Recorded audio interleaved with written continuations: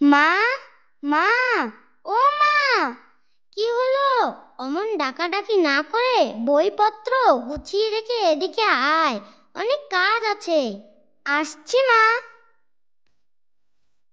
আজকে যেন কোনো সমস্যা না হয় ঠাকুর।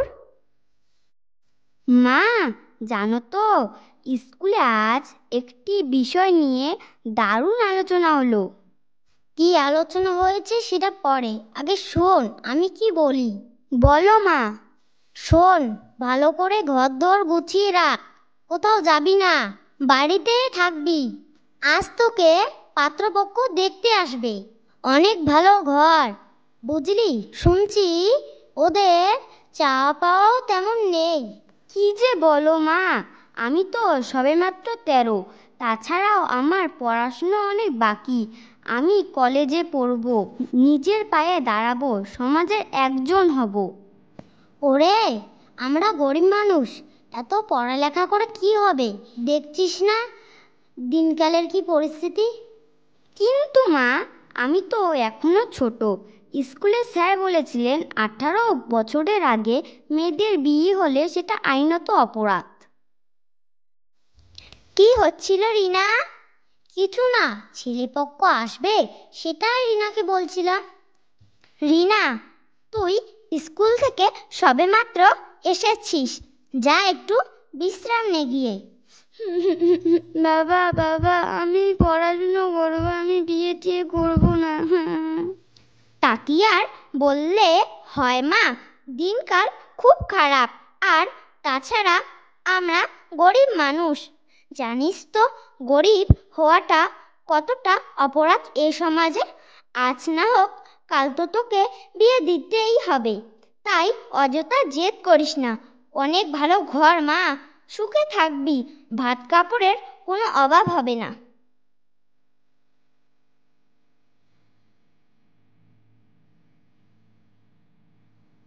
কি রে, তোর মন খারাপ কেন? বাড়িতে কিছু হয়েছে বুঝি?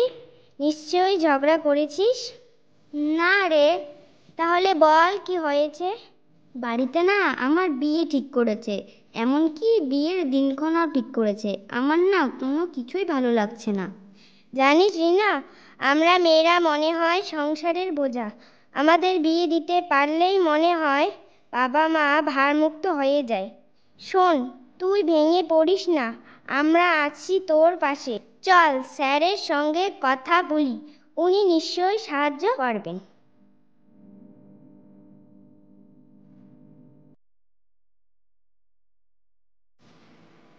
স্যার, আসবো? আসবো স্যার, স্যার আসি। Sir, sir.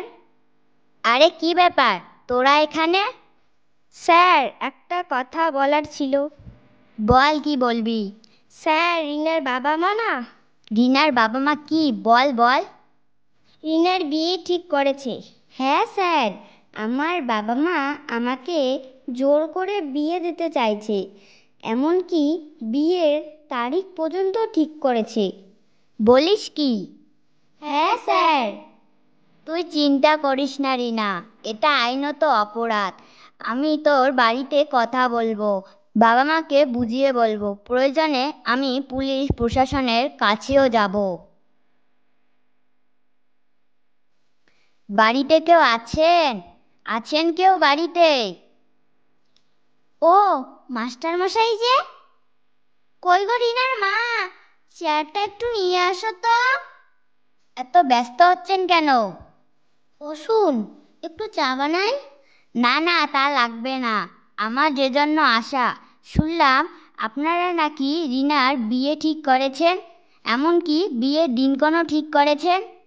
হ্যাঁ মাস্টার মশাই, আমরা গরিব মানুষ, মেয়ে বড় হচ্ছে, আর জানেন তো দিনকালও বিশেষ ভালো নয়। তাছাড়া সম্বন্ধটাও বেশ ভালো, ভালো ঘর। না না, আপনি এটা মোটেও ঠিক কাজ করেননি। আপনি জানেন না, বয়স 18 হওয়ার আগে কোনো মেয়েকে বিয়ে দেওয়া আইনত অপরাধ। আর সবচেয়ে বড় কথা, আপনি একজন বাবা, কি করে মেয়ের স্বপ্ন ভবিষ্যৎ ধ্বংস করছেন? যা দিনকাল, পড়াশোনা করেই বা কি হবে? শুনুন, ওসব নিয়ে একদম ভাববেন না। আগে মেয়েকে সঠিক শিক্ষায় শিক্ষিত করে তুলুন, তারপর ভাববেন ওসব। কিন্তু সমাজ কি বলবে? আমরা যে পাকা কথা দিয়েছি। সমাজ কি বলবে আর কি বলবে না সেটা নিয়ে ভাবলে চলবে? শুনুন, মেয়ে আপনার, ওকে নিয়ে আপনাদেরই ভাবতে হবে। আপনি ঠিকই বলেছেন মাস্টারমশাই। আমরা আমাদের ভুল বুঝতে পেরেছি। আমরা 18 বছরের আগে কোনোভাবেই রিনাকে বিয়ে দেব না। এছাড়াও রিনা যতদূর পড়াশোনা করার ইচ্ছে ততদূর করবে। আমরা সর্বদাই তার পাশে থাকব, কথা দিলাম। তাহলে আমি আসি। রিনাকে প্রতিনিয়ত স্কুলে পাঠাবেন। আসি তাহলে।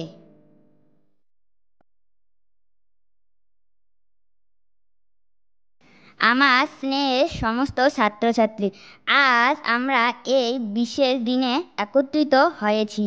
আজ এই দিনে এই অনুষ্ঠানে তোমাদের সবার সামনে কিছু বলার জন্য ডেকে নিচ্ছি আমাদের অত্যন্ত স্নেহভাজন ছাত্রী রিনাকে।